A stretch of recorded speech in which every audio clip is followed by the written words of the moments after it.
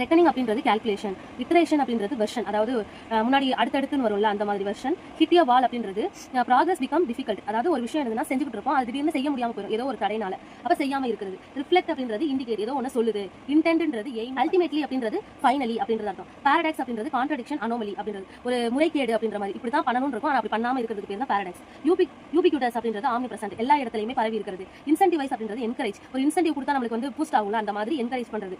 Come into force அப்படின்றது ஒரு rules போட்டு அந்த ரூல்ஸ் என்ன ஆகுதுன்னா வேலிட் ஆகுது. ஃபார் இன்ஸ்டன்ஸ் அப்படின்றது என்னென்ன எக்ஸாம்பிள் இருக்கு அப்படின்ற மாதிரி.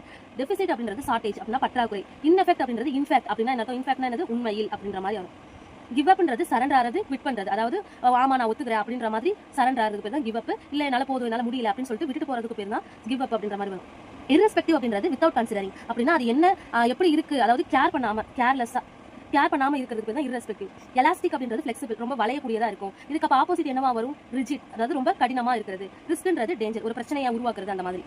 இந்த இன்டென்ட் வேற. நம்ம வந்து ஒரு பேராகிராஃப் ஸ்டார்ட் பண்றோம்ல, அப்ப கொஞ்சம் ஸ்பேஸ் விடுவோம்ல, அந்த இதுக்கு பேர் தான் இந்த இன்டென்ட். அப்ப இன்னொரு இன்டென்ட் இதுக்கு பேர் தான் பிளான் பண்றதுன்னு அர்த்தம்.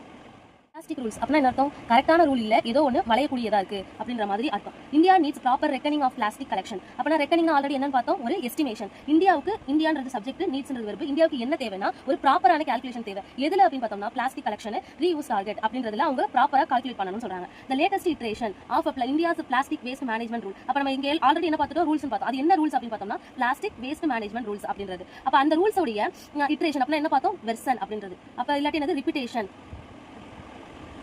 அப்ப இந்த ரூல்ஸோட ரிப்பிட்டேஷன் என்ன சொல்லுது, அது எப்ப அனௌன்ஸ் பண்ணப்பட்டதுன்னு அர்த்தம். அனௌன்ஸ்டு ஆன் போட்டுருக்காங்களா மார்ச் 31. அப்ப அனௌன்ஸ் பண்ணப்பட்டிருக்கு. அப்ப அது என்ன சொல்லுது, சஜஸ்ட் தட். அப்ப இதுதான் என்னது வெர்பு, இதனுடைய சப்ஜெக்ட் என்னது இட்ரேஷன். இது என்ன சொல்லுது அப்படின்றது பின்னாடி வரும். the government has hit a wall அப்படினா என்ன ஆகுது, has hit a wall. இப்ப பார்த்தோமா ஒரு இது progress இல்லாம இருக்கிறது. எதுல progress இல்லாம இருக்கு அப்படின்னு பார்த்தோம்னா in its attempt to curb plastic waste collection and recycling. ஒரு பிளாஸ்டிக் வேஸ்ட் இருக்குல்ல, அதை நம்ம என்ன பண்றாங்கன்னா கலெக்ட் பண்றாங்க. அதை கலெக்ட் பண்ணி அதே மாதிரி அந்த மறுசுழற்சி பண்றது கட்டுப்படுத்துறதுக்கான ஒரு முயற்சி, அதுதான் இட்ஸ் அட்டெம்ப்ட். இட்ஸ் அப்படின்றது என்னது, அட்ஜெக்ட். இதனுடைய அட்டெம்ப்ட், முயற்சி அப்படின்றது.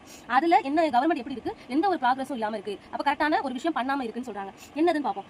இந்த ரூல் வந்து ஃபர்ஸ்ட் எப்ப இன்ட்ரோடியூஸ் பண்ணப்பட்டிருக்குன்னா 2016 have been amended. அப்ப என்ன வந்திருக்கு, பிரசன்ட் பெர்ஃபெக்ட், ஆனா என்ன வாய்ஸ், பாசிவ் வாய்ஸ்ல வந்திருக்கு. அமெண்ட் பண்ணப்பட்டது, ரூல்ஸ் வந்து அமெண்ட் பண்ணப்பட்டிருக்கு. பீரியாடிகலி. இது என்னது, ரிஃப்ளெக்டிங் இருக்கு. இது என்னன்னா V1 ing as கனெக்டர், அதாவது இந்த சப்ஜெக்ட்டே மறுபடியும் இந்த ஆக்ஷனை பண்ணுச்சுன்னா நம்ம என்ன பண்ணிக்கலாம், V1 ing யூஸ் பண்ணிக்கலாம். இந்த ரூல்ஸ் வந்து ரிஃப்ளெக்டிங்னா நம்ம என்ன மீனிங் பார்த்தோம், ஒரு விஷயத்தை சொல்லுது அப்படின்ற மாதிரி பார்த்தோமா. இது என்ன சொல்லுது அப்படின்னு பார்த்தோம்னா a policy framework in constant evolution. கான்ஸ்டன்டா வந்து எவாலுவேட் ஆகிட்டே இருக்கு, ஒரு மாதிரி கான்ஸ்டன்டா வந்து ப்ராக்ரஸ் ஆகிட்டே இருக்கு. அந்த இதுல ஃப்ரேம்வொர்க் எப்படி இருக்குன்றத காட்டுது. இப்போ அவங்களோட இன்டென்ட், அவங்களோட இன்டென்ட் என்னன்னா plastic less plastic is wasted. அப்ப